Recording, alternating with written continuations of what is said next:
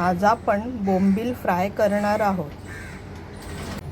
आता त्यामध्ये आपण मसाला, हळद आणि आलं लसूण पेस्ट टाकणार आहोत।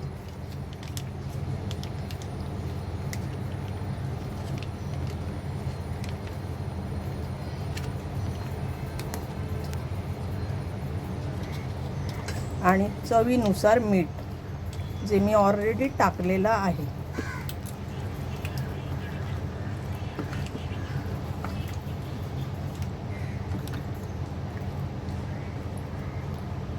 मसाला सगळा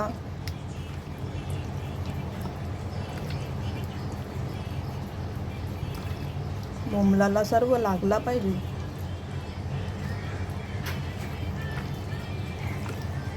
आणि 5 मिनिटं हे झाकून ठेवायचं आहे। इथे मी बोंबील फ्राय करण्यासाठी 1 वाटी रवा घेतला आहे।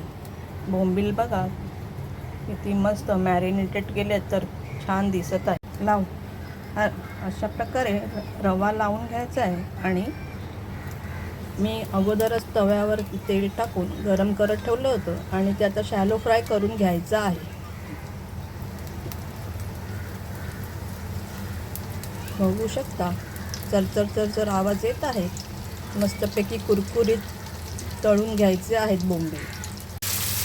एका साईडनी तळून घेतल्यावर दुसरी साईडसुद्धा कुरकुरीत तळून घ्यायची आहे।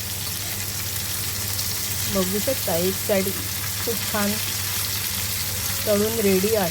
आता दुसरी साईड खूप छान प्रकारे रेडी करायची आहे। तुम्ही बघू शकता बोंबील तळून रेडी आहेत। बोंबील फ्राय आपले मस्त कुरकुरीत। आवडला असल्यास लाईक, शेअर, सबस्क्राईब करा।